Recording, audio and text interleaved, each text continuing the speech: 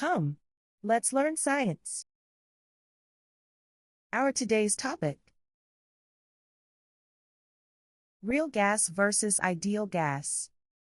First of all, you must know that all gases in the universe are real gases. Examples of some real gases: oxygen gas, nitrogen gas, helium gas, carbon dioxide gas, hydrogen gas, etc. Definition of real gas. A real gas is defined as a gas that, at all standard pressure and temperature conditions, does not obey gas laws. Real gases have mass, volume, and velocity. They are made up of molecules or atoms that can interact with each other and take up space. Well, no ideal gas exists in our daily life. But some gases may behave like ideal gas under certain conditions. For instance, chimpanzee is not a human being. But any chimpanzee can behave like human beings. Similarly, no real gas is ideal gas. But some real gases behave like ideal gas. Definition of ideal gas. Ideal gas is a hypothetical gas whose molecules occupy negligible space and have no interactions, and which consequently obeys the gas laws exactly.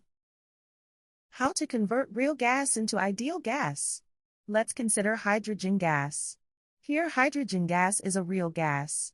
To convert this into ideal gas, we have to change certain conditions. For instance, we know that gases are affected by pressure and temperature. At low pressure, the molecules of hydrogen gas are far away from each other. While at high pressure, the molecules of hydrogen gas are near to each other. In contrast, at low temperature, molecules are nearer to each other, while at high temperature, the molecules are far away. So here, when we provide low pressure and high temperature to the hydrogen gas, the molecules would further move away. We can see that molecules are at maximum distance. Thus we say that, at low pressure and high temperature, real gas will behave like ideal gas. Does ideal gas exist in real life? No ideal gas exists. Many real gases behave like ideal gases. Why we study ideal gas? To learn and understand behavior of gases and to calculate properties of gases. Let's summarize the difference between real gas and ideal gas. In real gas, intermolecular forces of attraction exist between the molecules, while in ideal gas, there is no intermolecular force of attraction between the molecules. Secondly, in real gas, the volume is well known, while in ideal gas, the volume is negligible. It means that gas is not taking any space. Thirdly, in real gases, the collision is non-elastic, whereas, in ideal gas, the collision is perfectly elastic.